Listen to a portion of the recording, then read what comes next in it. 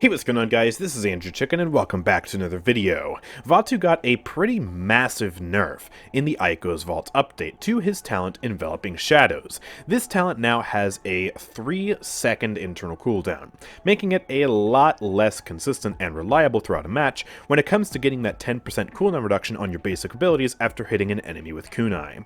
So this talent used to be his best talent, and the one you would go to most often for your Vatu gameplay. But now, well, people are starting to look at other options, and I think it's safe to say this no longer is cutting it as his best talent. Let's take a look real quick at the, well, how inconsistent this talent is now. So I'm going to use this build specifically because there is no cooldown reduction in this build whatsoever to skew our results. We're just going to pop over here, throw the Shadow Bombs, and, well, see how long it takes us to get them back. So throw this out. First set of kunai gets cooldown reduction. Second set, no. Third set, no. Fourth set, no. The fifth set finally gives me another proc of cooldown reduction. So only 1 out of every 4 daggers is actually going to give me the cooldown reduction if I'm just holding down the left mouse button. Now obviously that's not always the case. It's not going to adhere to that rule 100% of the time because you often take pauses between shots while repositioning or chasing an enemy or just not having anyone in your sights. But generally, yeah, this is a lot less consistent now, and I do think there is merit to running either of his other 2 talents now. So in this video, I'm going to do sort of a mini guide, I guess, to help you understand which talent you should be going, because there are actually good reasons to run both talents, depending on what you want to get out of Vatu. So yeah, without further ado, let's just jump right in.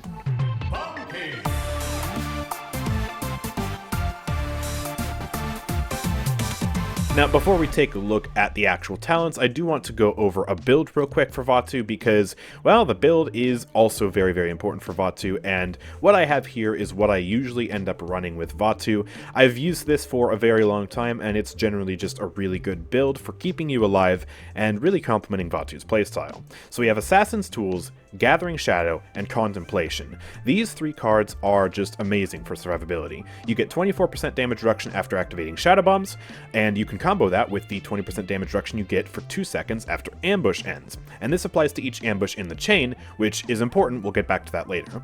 But Contemplation is also a nice sort of card to round out this. You've got the damage reduction, but this card actually gives you a form of self-sustain so you can recover that health you've lost. And it's very consistent, very potent, and just a really good card to run with Vatu.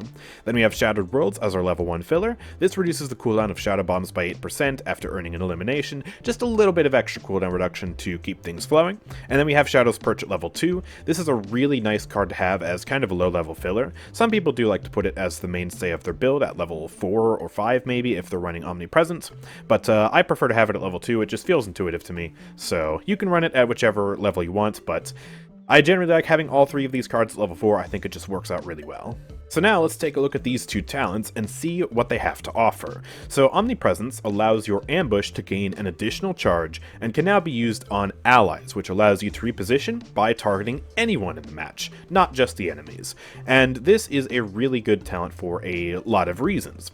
First of all, there is actually one hidden feature of Omnipresence, which is that it actually makes it a lot easier to ambush to people because it gives you a sort of auto-aim, right? Look at how far away I'm aiming from this Victor, and I can still ambush to him.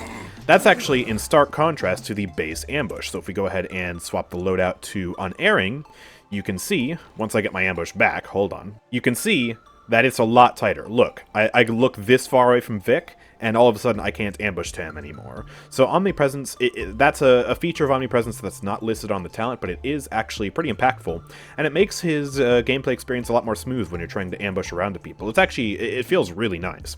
So that is one hidden feature to keep in mind. But Omnipresence also has even more that it's not telling you.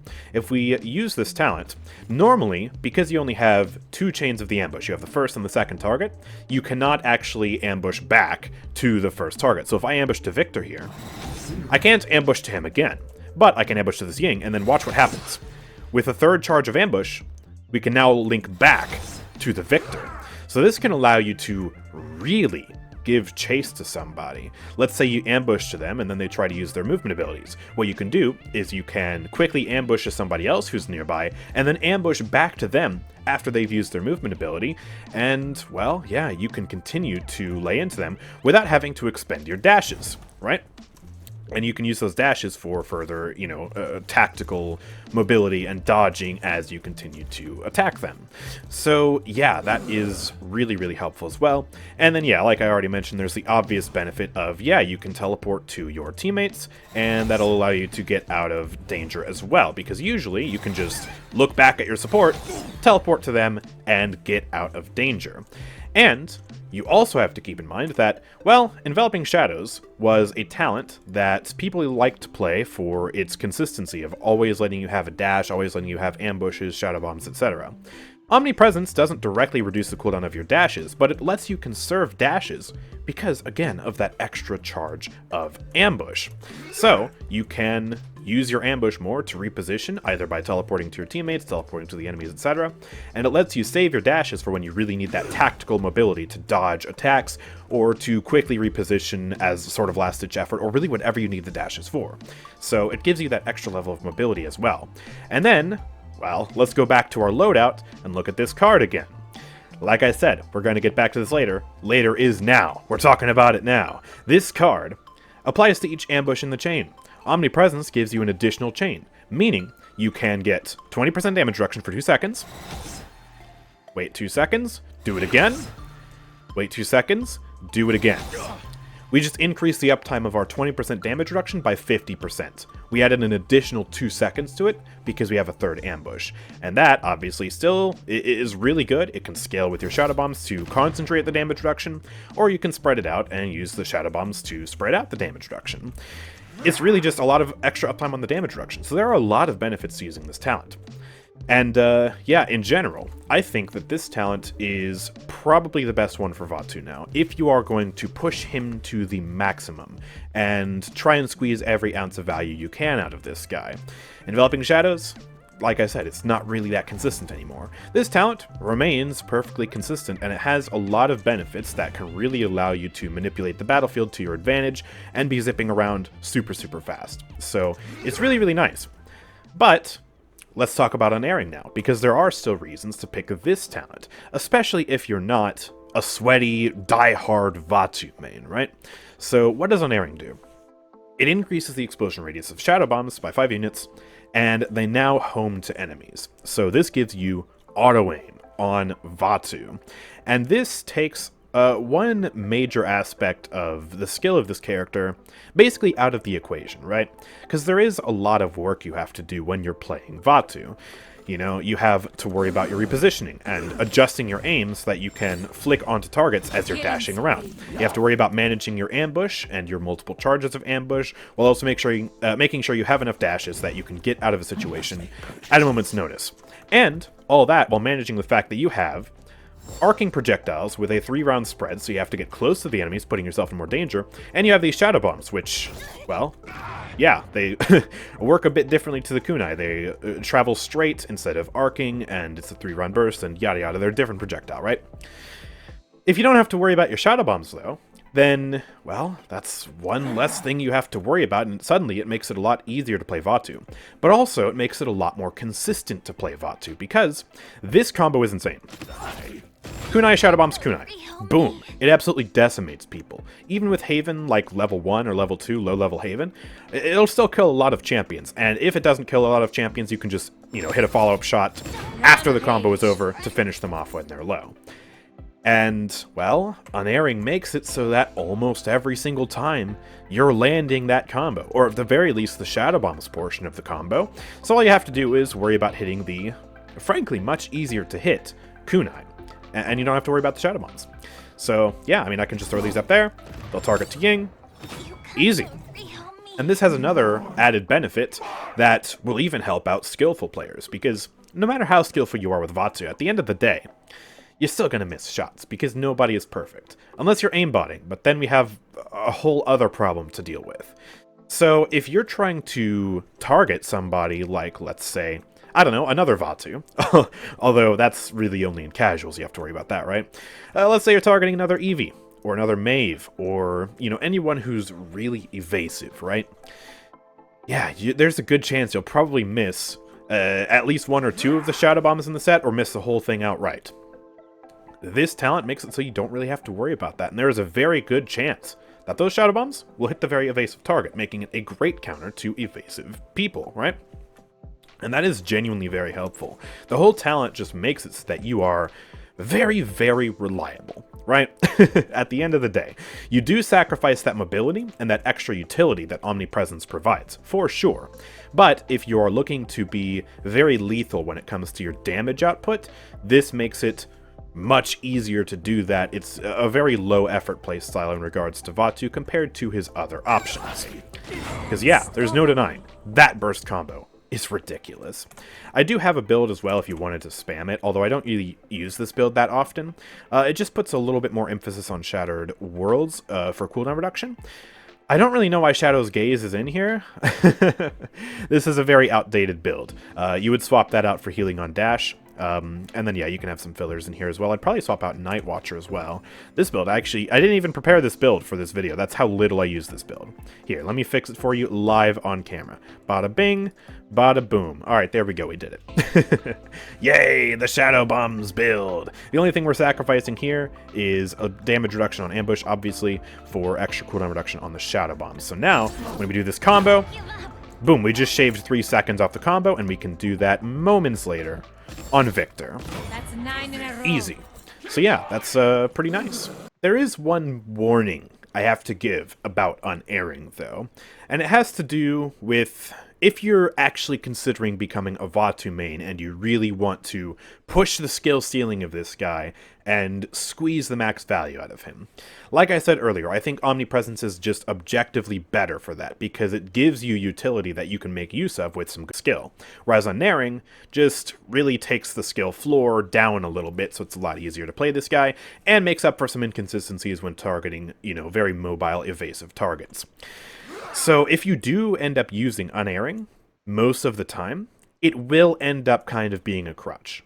It just straight up will, because you don't have to think about hitting the Shadow Bombs. They just always hit. Sometimes they go to completely the wrong target too, like that. So do be careful of that as well.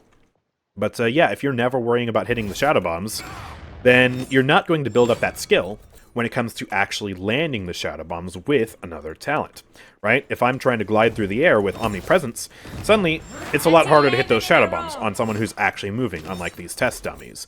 And if I'm always relying on Unerring, I'm never going to build that skill up, and all of a sudden it's going to be super hard to play any other talent, and I'm basically going to have to retrain myself to actually learn how to use the Shadow Bombs for the first time.